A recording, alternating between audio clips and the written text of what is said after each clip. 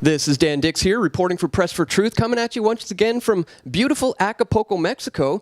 And I'm currently joined by the one and only David Icke. David, thanks again for talking to me once again.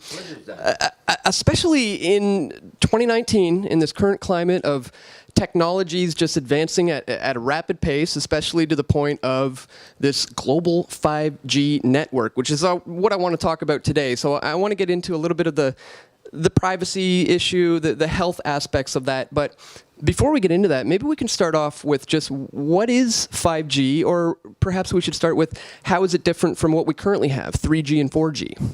Well, it operates on something called millimeter waves. It's an area of the spectrum that has not been used for these purposes before, and therefore the impact on people in terms of health and in terms of psychology, and that's very, very relevant, is simply not known. And it's not known in the mainstream arena, and it's not known by the artisans of the telecommunications industry. It's absolutely known by those in the shadows. And I think it was summed up, the whole thing was summed up by, I think it was a Senate hearing I saw the other day, where a Senator Blumenthal, I think, was questioning representatives of the telecommunications industry about 5G. And he asked them how much money the industry had spent on independent research into the effects of 5G on people. And that was it. Nil. Nothing. Not a cent. And there's a reason for that. There's a reason why, if you go on the internet and you put in 5G and the name Wheeler, you will see a former head of the Federal Communications Commission making a presentation about 5G and actually boasting that they're not going to go down the road of regulation because it would take too long. And of course, Wheeler was a major lobbyist for the telecommunications industry before Obama appointed him to be the watchdog of the industry. Now, you put all this together, and it tells us something very profound and very important.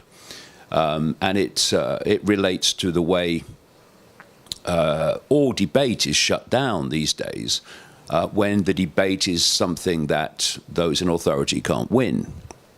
And you can shut down debate by hurling abuse at people, calling them Nazis and bigots, so there is no debate. Or you can simply not investigate information and consequences of things like 5G, so that the real story of what you're doing never gets made public.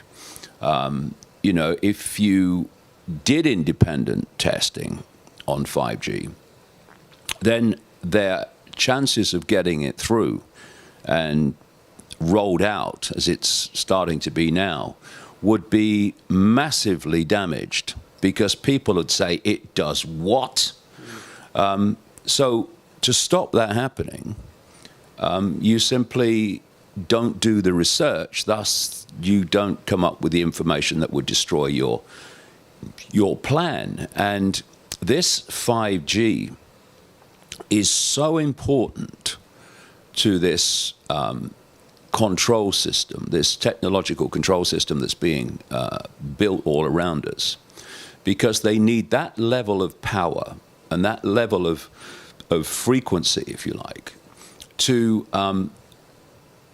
be the communication system of the smart grid world. And, you know, people can, you know, laugh and shake their head all they like. I don't really care. But this world is being directed, being manipulated by a level of evil that is almost impossible to comprehend. And it's a world within a world.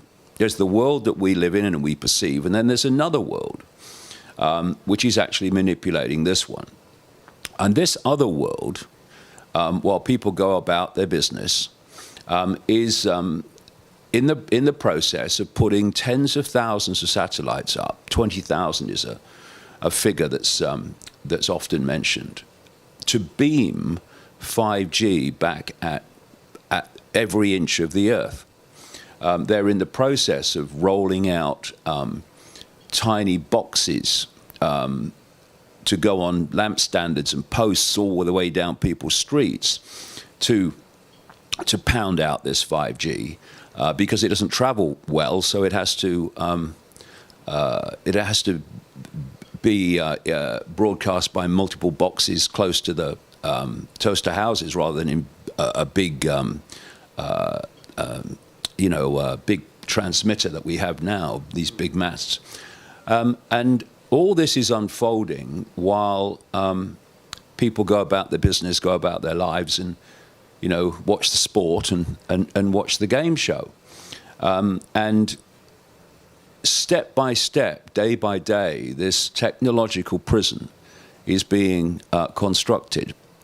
And the idea in the end, and some of them, like Ray Kurzweil at Google, are quite open about it. They want to use this 5G technological grid to attach artificial intelligence to the human brain, to the human mind. And so artificial intelligence would then become the human mind, and the human mind as we know it would actually be no more. This is what we're looking in the face of now. And 5G is crucial because they can't really create this grid without rolling that out. Are we talking about a global mesh grid that is literally going to be capable of manipulating mankind's minds and emotions, or what kind of a degree are we talking about? Well, I've been talking for a long time now, before any of this started, about what I used to call in those days the technological sub-reality. We interact with energetic fields. We live in a sea of energy, and that energy is information. If you can hijack or hack into that energetic field through technological information, which you're broadcasting through this grid, then if it's in the frequency band through which and within which the human brain processes information, then you can put perceptions, thoughts, and such like, emotional states, into the feelings, into the minds of people. And this is the idea. The brain is just a processor of information. And if you look at it, every time you think, there is an electrical process that processes that thought through the brain. Well, if you know what the different emotional and mental states are in terms of frequency, then if you broadcast those frequencies, the brain is going to pick them up and it's going to process them, and you're going to think it's coming from you. Why am I feeling like this? Why am I thinking this? I've got a number of people have said to me recently, very randomly, I keep hearing voices in my head, and so that's the potential, even without the connection through chipping, etc., and nano microchipping to artificial intelligence. But when you get to that level, then it's not a matter anymore of manipulating human perception. Artificial intelligence becomes human perception. Instead of having to control information to mold people's perceptions of reality, those perceptions are coming direct through artificial intelligence. There's no human mind involved anymore. And if anyone's going, well, that's kind of crazy and that's ridiculous and that would never happen, well, just go and have a look at the statements of Ray Kurzweil at Google, this so-called futurist. He's talking about by 2030, this process of connecting artificial intelligence to the human brain will be underway. And he's very open about it for reasons I'll come to. He's saying that as the artificial intelligence becomes greater and greater and more intelligent than we are, then less and less of the human mind will be involved until what we call the human mind today is basically negligible. It will all be AI. Will be AI computer terminals, really. And the reason that he's so open about it, and others too, is the sales pitch, which is if you attach yourself to AI, you'll become superhuman. But the idea is to make us subhuman, not superhuman. And of course, what's happening is people are being, from an early age, addicted to technology. And it's like, and it is an addiction, and it is a drug in the sense of, people start on kind of soft drugs, and then they don't get the same high, so they go on harder drugs and harder drugs. And we're being pulled along a technologically addicted road, which goes from technology you hold to technology on your body, with which there is more and more now, of course, to technology in the body, which is where they've been going all along. And it's like, oh, it's the latest thing. You put it on your body. Oh, that's good. Oh, new latest thing in your body. And so it goes on. And all the time, this plan, and with its outcome of replacing the human mind as we know it, is all in place. And what we're seeing is seeing it play out step by step by step. But if you don't know what the outcome is planned to be, then all it appears to be is random happenings and random new technologies and random things happening. But they're not random. They're taking us along a very clear road, if you research this stuff, to the point where the human mind as we know it will be no more. And if people don't turn their minds to anything except one thing, then they should turn their minds to this, because if they don't turn their minds to it, then they won't have a mind to turn to anything. Mm-hmm. Well, I guess the next obvious question is, if this is a global attack on humanity's minds, how, moving forward, is humanity supposed to protect their minds? I mean, what are some of the best things we can do moving forward in order to defeat this, or is it inescapable and inevitable? Well, it's a simple word, really. Frequency. This technological sub-reality operates in a certain band of frequency. And the idea is to manipulate human perception to resonate within that band of frequency. So if you, for instance, self-identify with labels and only self-identify with the world of the five senses and your own five senses, what I call I am R, whatever label you give yourself, I am R this, I am R that, I am R the other, then that is a very low band of frequency. And it's gonna plonk you right in the frequency band of this technological sub-reality. And if you're within the frequency band of something, then all the information you receive is going to come from that something.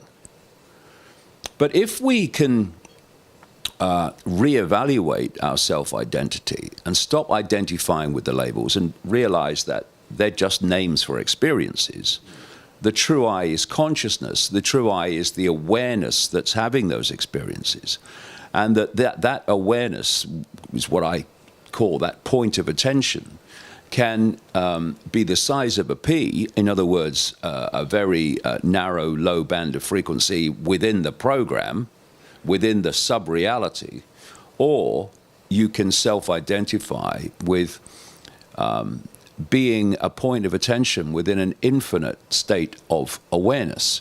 And that self-identity expresses itself by you opening your energetic field, what you call your mind, but beyond mind, consciousness, to a much greater range of the infinite field of consciousness. And that expansion does, well, it just transforms everything, because first of all, you start getting insights and intuitive knowings and just inspiration in terms of seeing things and seeing how things connect and seeing that actually what you've been told is not true and seeing that the world that you've been believing in is an illusory hoax. All that starts to happen. Why?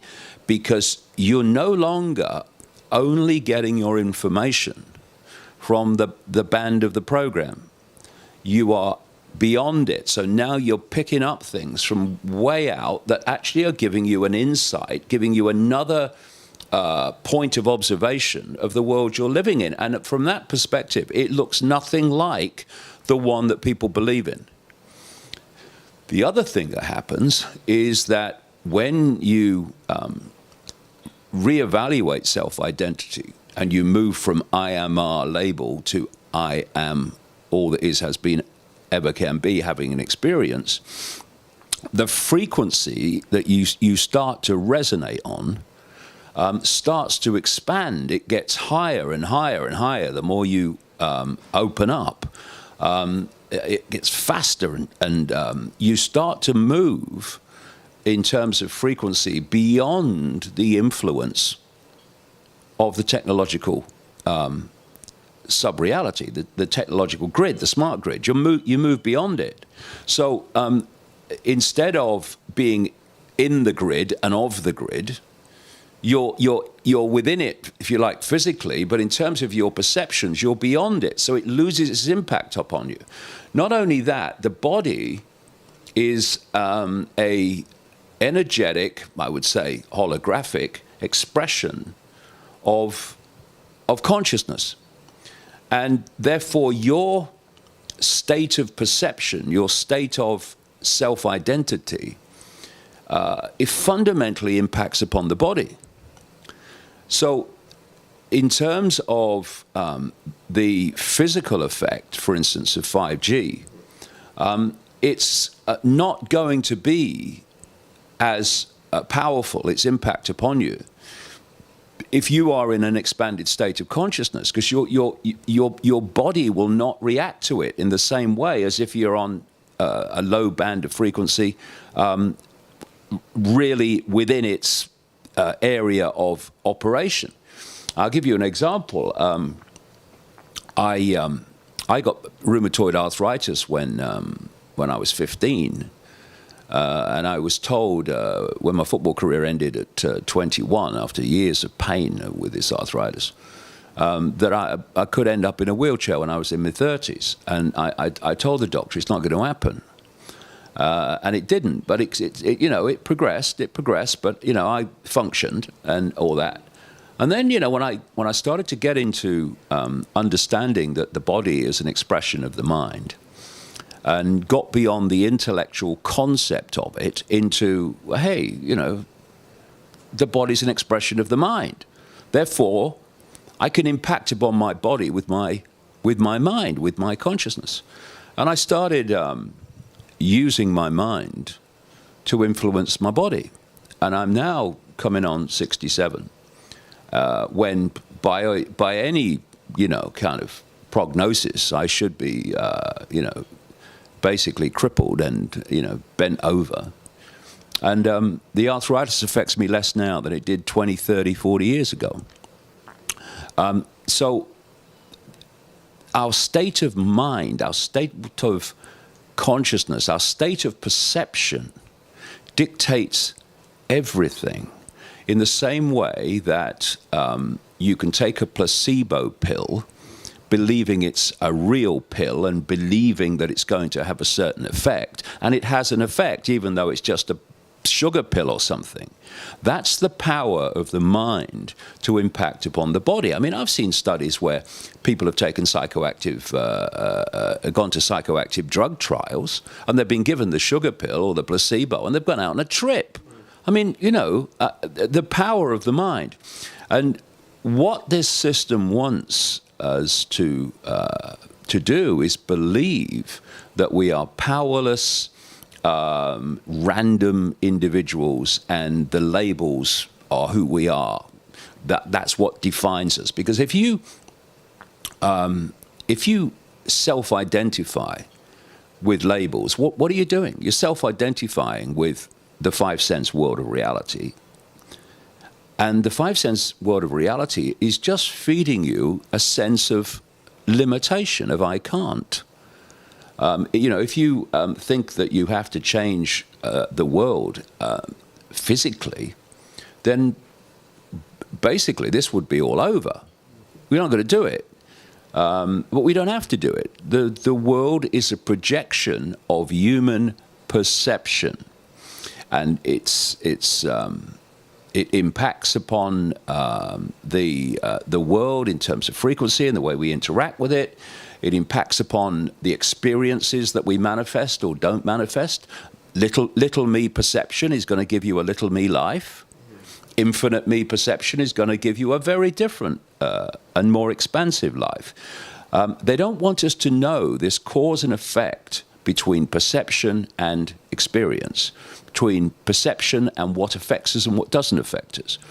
Therefore, what you've got is this band of frequency that this technological smart grid sub-reality is resonating within. And they want to put the human frequency within that band. And then you're basically in a frequency prison. But if you change your perception, change your self-identity, then you move beyond the prison, and then you start to see things that others don't see, and they call you mad. So essentially, deprogramming the mind and tuning into the proper frequencies. Is that a fair way to wrap it up? It's not even proper frequencies, because everything in our reality is a frequency. It's tapping into higher frequencies beyond the program. You see, if you imagine just a band of frequency, that's the program. And that's the reality, that if we're in it, the program is feeding us all our information. We're not able to filter it. It's just what we receive. But you start to expand your consciousness beyond that band of frequency. You start to tap in to other levels of awareness, to greater, more expansive levels of awareness. And in effect, your point of attention moves beyond the program, and you're looking into the program. Now you can see what it is. You can see what you've been in all your life. Or this real world that people talk about. Actually, it's not so real now. And from the turn of the millennium, I was starting to conclude that we live in some kind of simulation. And there was a guy at Oxford University at the time called Nick Rostrom. Nick Rostrom. And he was basically the only one who was ever quoted on questioning if we lived in a simulation. But of course now, lots of scientists have come out and said, well, actually, it does look like we live in some kind of simulation. The physics of virtual reality games and our reality are basically the same. The famous Elon Musk is convinced. Yeah, he said it too. So I think this technological sub-reality is actually more profound than it even seems on the surface. This 5G smart grid is actually a sub-reality within the simulation. It's pushing us more and more and more into smaller and smaller and smaller levels of perception. But of course, a lot of people are going the other way and waking up and going through this process of seeing beyond it.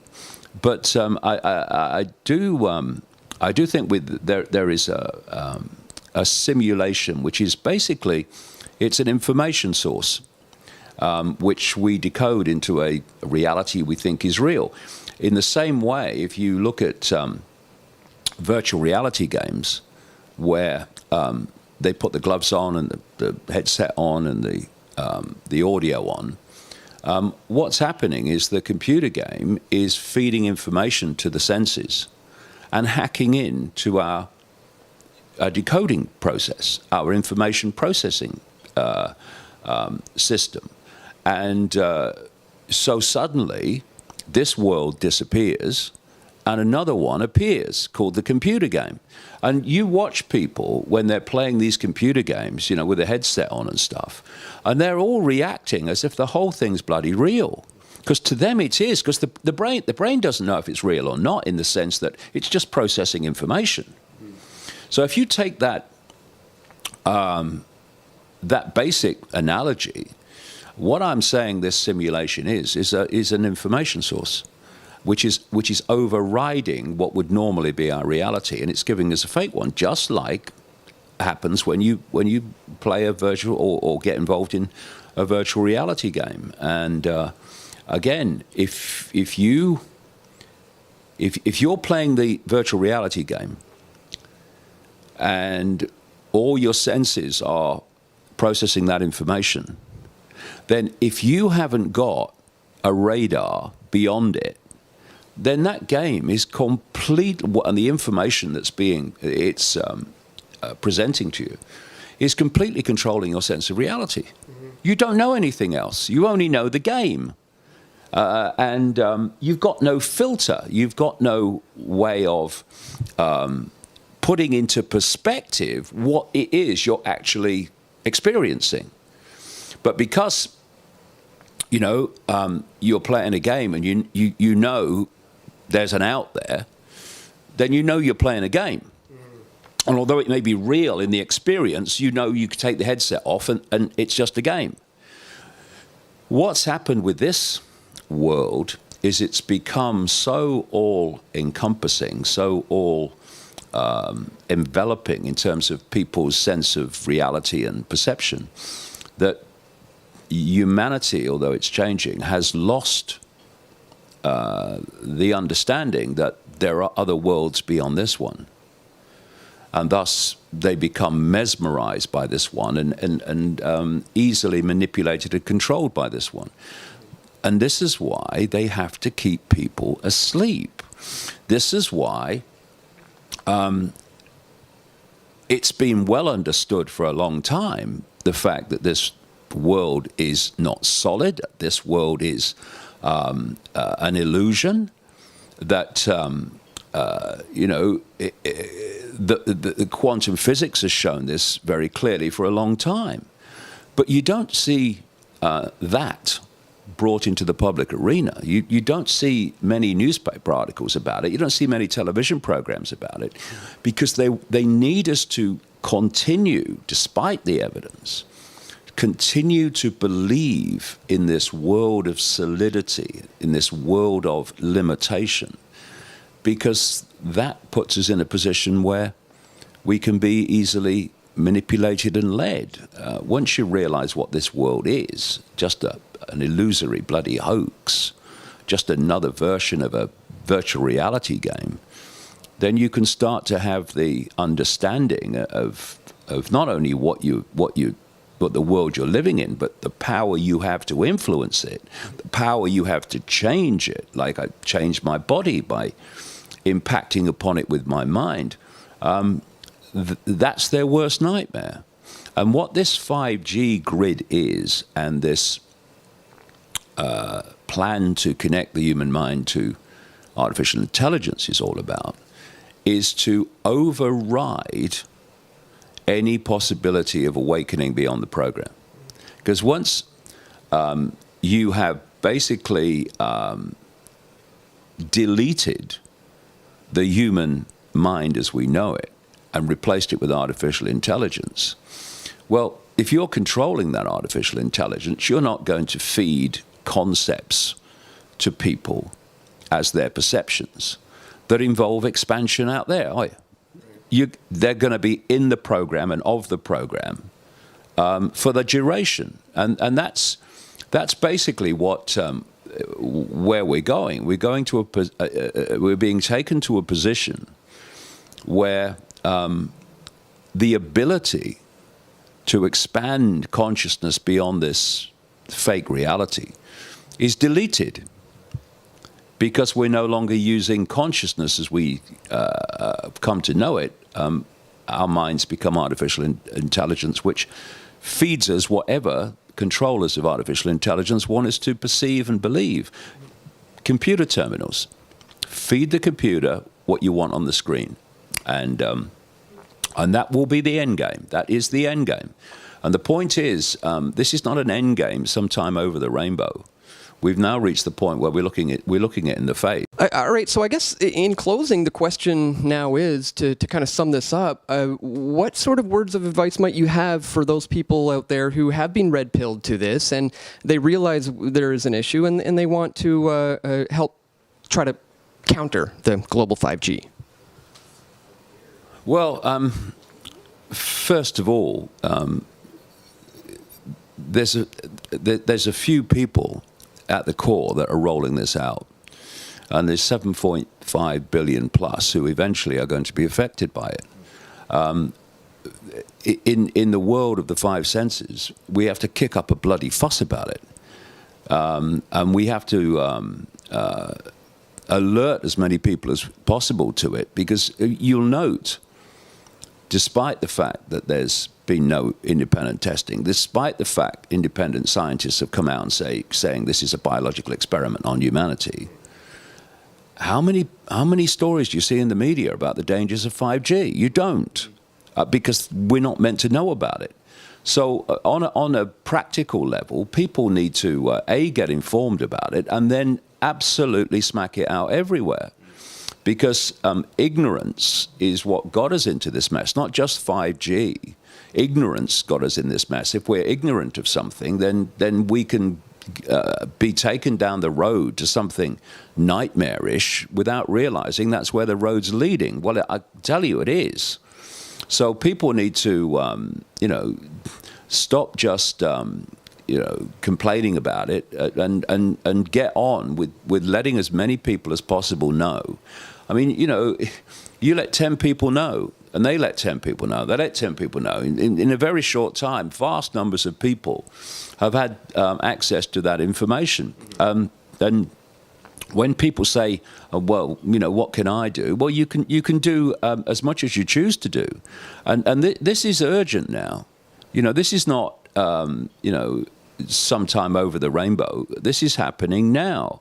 Every day, this 5G grid is getting more and more into place. So let's get off our backsides and start making a difference. But like I say, in terms of its effect psychologically and in terms of health, it depends what frequency we're resonating on. And what frequency we're resonating on is dictated by our perceptions. And our perceptions dictate our self-identity. If we think we're little me, and I've got no power, and I'm just a human, and I am my labels, then you're going to be operating in a frequency band this stuff is absolutely going to be master of. Yeah. But if you can evaluate our self-identity, see the true nature of the I, that we are the awareness having the experiences we give labels to, then the frequency that you resonate on will vastly change, and it can reach the point where this stuff won't affect you in the same way it will affect other people. So it's a combination of things, really. It's getting ourselves in a situation where we have the power to not be affected, but it's also urgently necessary to override the clear censorship of the dangers of 5G by communicating it in our own ways to anyone that will listen. Very, very, very important. Yeah. Well, I would agree. It's absolutely crunch time, and we're still at a point where awareness is key. And one of the great ways you can do that, guys, is by sharing this video. There's a lot of great information contained within. Maybe some people out there who's never heard of the dangers of 5G will learn a lot about this and then go on to become, thought leaders in the movement. So spread. Yep. Can I just say one thing? Yeah. Maybe I could put it like this to finish. People say, what about 5G and what's the problem? The human body is an energetic field. DNA is a receiver-transmitter of information. This is well known now. The brain processes information electrically. So we are electromagnetic organisms. And if that electromagnetic balance is in any way affected or distorted, then we are going to get physical or mental, psychological, emotional consequences. 5G, because of the frequency and the power on which it operates, is going to seriously distort the body's communication system, electrically and electromagnetically, and it's going to have a long list of consequences because of that. And it might be worth just finishing on this to put it into perspective. This 5G frequency is what, at a higher power, is what US military and law enforcement use to scatter crowds of protesters. They have these trucks now where they fire out a frequency, and the skin is an antenna. It's an antenna. That's what it is. And the sweat ducts are antennas, and that's what this technology is based on. So they bang out these millimeter waves at the crowd.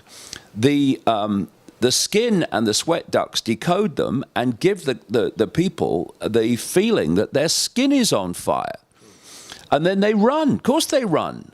And if you are disabled or something and you can't run, well, you're sitting in a situation where your skin is on fire because of this frequency. Now, this is the same stuff that they want to fire from satellite, and I'll put in satellites up to do it. It's the same stuff they want to fire at homes from the lamp standards outside. This is really, really important, that people realize the scale of what we're about to go into and kick up one hell of a fuss and make people aware that this is what is happening, because there are going to be a lot of people take a lot of consequences from this stuff if we allow it to be rolled out. Humanity is faced with the biggest threat that technology is bringing, and agreed, this is pure insanity. Information is still absolutely crucial, that we raise awareness about what's going on. So I thank you for continue to doing that. You've been doing great work in regards to 5G with that. So yeah, once again, thanks for talking to us. Cheers, Dan. We all want truth.